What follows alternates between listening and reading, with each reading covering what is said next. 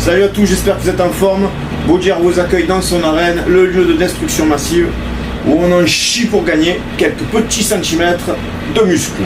Aujourd'hui, on va développer un sujet un peu particulier, un peu pointilleux pour certains.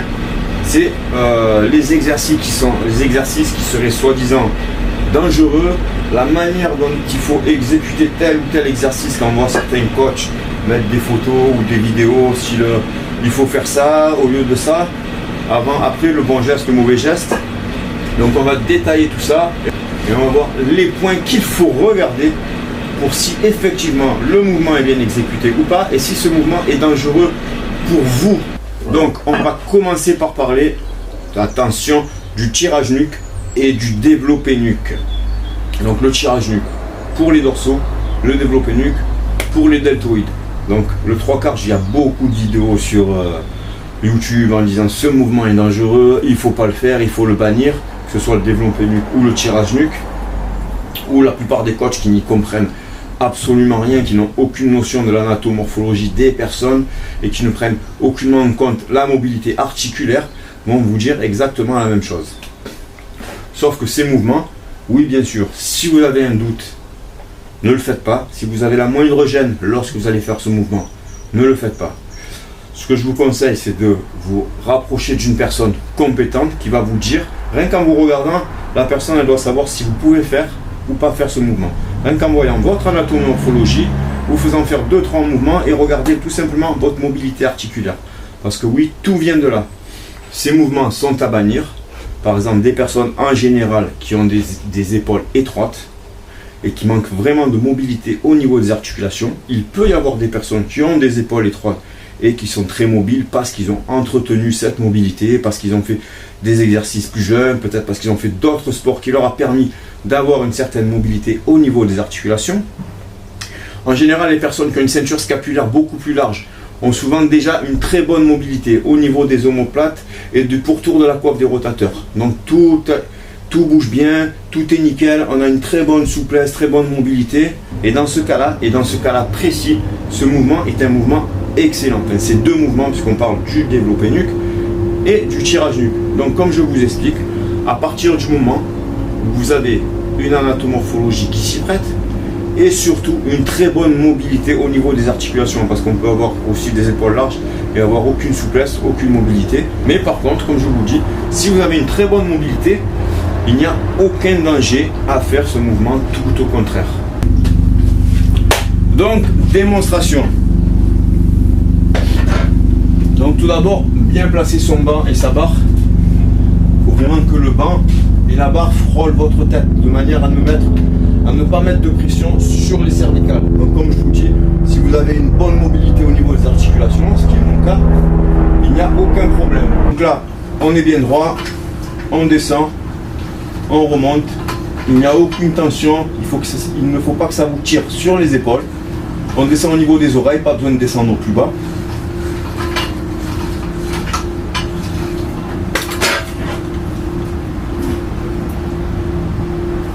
Comme je vous dis, c'est vraiment un cadrage au millimètre.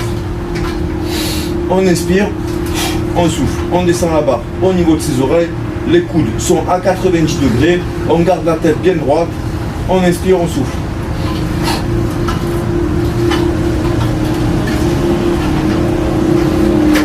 Maintenant, il est sûr que si dès que tu te mets dans cette posture, tu es pas bien, tu as des tensions au niveau des épaules, tu es très inconfortable, c'est même pas la peine. Ce mouvement, tu le prends, tu jettes à la poubelle. Mais c'est dans ce cas-là, et c'est ce que la plupart des personnes ou des coachs oublient de préciser.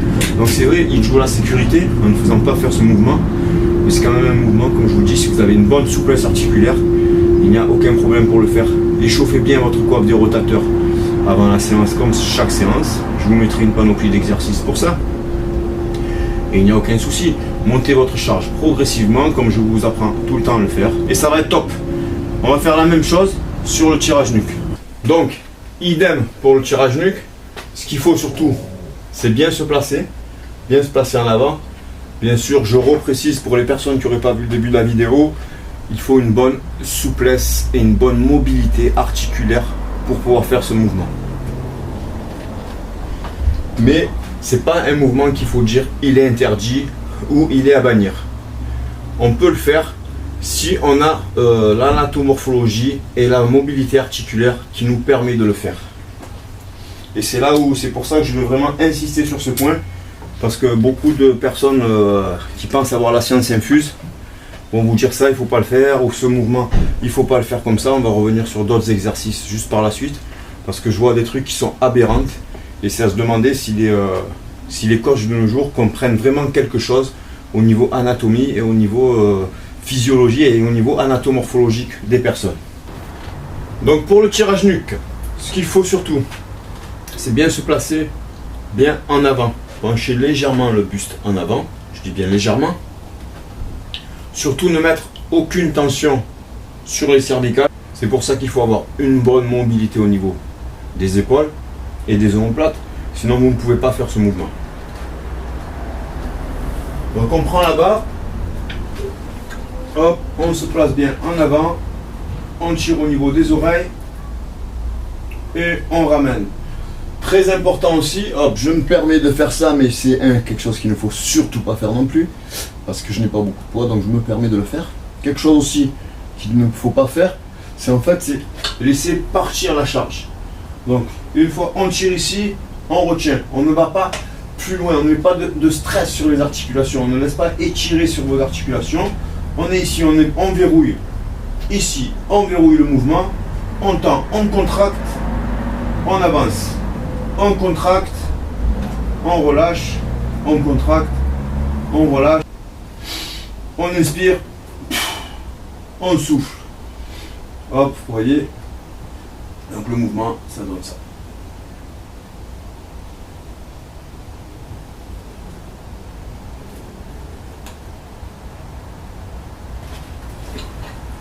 Et surtout, lorsque vous êtes en bas, vous gardez bien la contraction. Donc, un autre point sur lequel je voudrais vous parler, je ne vais pas me faire que des amis, mais on voit beaucoup de posts en ce moment avec les mouvements à faire et les mouvements à pas faire. Donc en fait, même dans les mouvements qui vous disent qu'il ne faut pas faire, ou la manière qui est censée être mauvaise pour faire les mouvements, on peut dire que limite le mouvement il est correct. Donc soit la personne est complètement incompétente dans ce sujet, ou soit la personne est tellement habituée à faire le mouvement tellement correctement qu'elle a du mal aussi à le montrer lorsque le mouvement va être mal exécuté. Donc un exemple, je vous prends un exemple ce soir, du kickback ou du rowing aux haltères. Un mouvement que souvent je vois des personnes qui vont vous dire il ne faut pas le faire comme ça, il faut le faire comme ça, ou il ne faut pas le faire comme ça, il faut le faire comme ça. Donc moi je vais vous expliquer un truc. Quand tu es penché comme ça, que tu sois là, tu relèves ton coude avec ta charge, tu tends, ton triceps il est en tension, la contraction elle est là. Tu es avec tes haltères en rowing, tu es penché là, tu tires, boum, tu resserres. C'est comme ça, j'entends il ne faut pas resserrer. Non, excuse-moi, tu t'arrêtes là. Tu as un certain point de contraction, tu vas là, tu vas plus loin. Moi quand je dis il faut serrer, quand on fait un rowing, on serre les omoplates. Je mets la main au milieu, il faut que tu écrases la main. Si je mets un œuf, il faut que tu écrases l'œuf, tu fais l'omelette. Donc, que tu sois là, hop, ou là, ton muscle va travailler pareil. La différence, justement, quand tu dis à une personne, il ne faut pas faire ça, il faut faire ça. C'est n'importe quoi. Si ta personne, elle n'a aucune mobilité au niveau de ses hanches, aucune mobilité articulaire. Si ta personne a un ventre comme ça, donc tu ne vas pas dire à une personne, tu te mets comme ça, alors que la personne elle va être gênée, ou que la personne elle a un problème là. Quand tu vas dire à une personne, le mouvement qui est bon ou qui n'est pas bon, ce qu'il ne faut pas faire dans ces deux cas, c'est ça. Là, c'est un mouvement qui n'est pas bon. Parce que là, tu arrondis ton dos. Là, tu te pètes le dos. Donc que tu fasses ton rowing comme ça, comme ça, comme ça, c'est ça qui n'est pas bon. Là, tu es dans la mauvaise posture et là, tu risques de te blesser. Et c'est vraiment ce qu'il faut prendre en compte et c'est ce que ces personnes ne présentent pas. Elles ne présentent pas vraiment le réel danger. Que tu montres un mouvement qui est là, c'est vraiment du n'importe quoi parce que tu vas tirer là, tu vas le travailler. Tu vas tirer là, tu vas le travailler. Tu vas être un peu plus haut, tu vas le travailler. Tu vas cibler des parties différentes, mais ton muscle tes dorsaux, tu vas les travailler. Donc, faut pas dire ce mouvement il est bon, ce mouvement il est pas bon. Parce que des personnes elles vont pouvoir le faire comme ça. Un exemple pour le kickback, des personnes elles vont pouvoir le faire comme ça. Il y en a qui vont être à l'aise pour le faire comme ça. Tant mieux, elles vont le faire comme ça. Et des personnes vont être comme ça. C'est d'où l'importance de connaître l'anatomorphologie de la personne et de prendre en considération sa mobilité articulaire et ses pathologies si elle en a. C'est ça qui est vraiment important. Et dans le coaching, c'est vraiment quelque chose qu'on ne retrouve pas assez. Il y a trop de coachs qui font des programmes en copier-coller, qui font des programmes qui sont pareils pour tout le monde, sans avoir fait aucune étude anatomorphologique sur la personne, sans prendre en considération la largeur de ses épaules, la taille de son bassin, le valgus de ses coudes, le valgus de ses genoux et beaucoup d'autres paramètres. S'il a un fémur long, s'il a un fémur court, s'il a des bras longs, s'il a des bras courts, vous voyez tous ces paramètres, s'il a une cage thoracique large, s'il a une cage thoracique étroite, s'il a un buste long, s'il a un buste court, tous ces paramètres sont à prendre en considération lorsque vous faites travailler et que vous voulez faire progresser une personne. Moi c'est comme ça que je travaille. On est des sculpteurs. Vous quand vous venez voir un coach, c'est pour évoluer, c'est parce que vous avez une image en tête, vous voulez réaliser cet objectif. Si vous ne connaissez pas tous ces paramètres avant de vous occuper de la personne, vous ne pouvez pas réaliser les réels objectifs réalisables pour la personne. Donc en sachant tout ça, et c'est tous ces facteurs qu'il faut prendre en considération pour justement avoir un bon développement musculaire, éviter les blessures, parce qu'on ne peut pas faire n'importe quel mouvement à n'importe quelle personne. Tous les mouvements ne sont pas adaptés. Le squat, qui pour certaines personnes est un mouvement phare, n'est pas forcément bon pour toutes les personnes. D'ailleurs, c'est un mouvement qui reste quand même toujours assez dangereux. Des personnes très grandes, avec une très mauvaise mobilité au niveau articulaire, devraient éviter totalement ce mouvement. Sans dire pour autant, pour m'en référer à ce que je vous disais tout à l'heure, sans dire que c'est un mouvement qui est néfaste.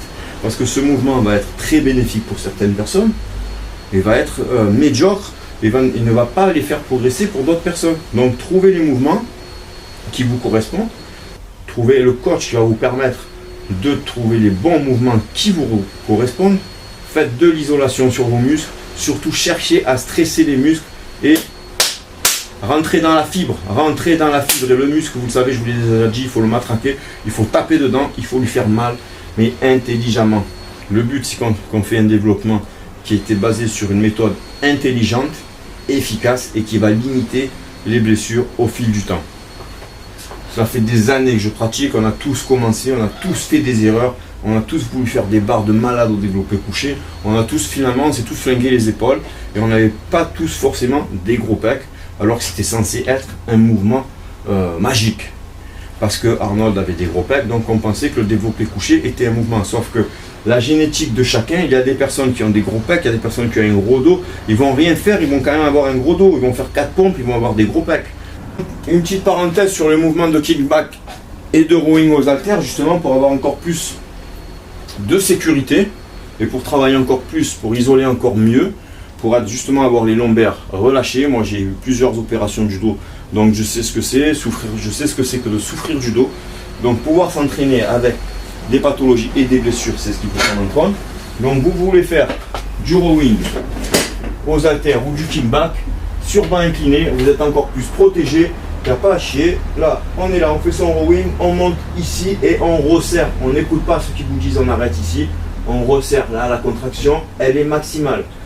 On monte les coudes pour le kickback, on tend. La contraction sur les triceps, elle est maximale. C'est aussi la manière dont vous allez exécuter le mouvement qui va faire que vous ayez une meilleure ou une moins bonne contraction.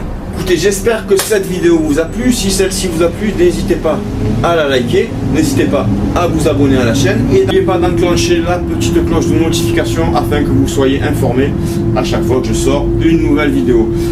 Prochainement, on va revoir des entraînements avec des pathologies, certaines pathologies, notamment le dos. Je suis bien placé pour le savoir.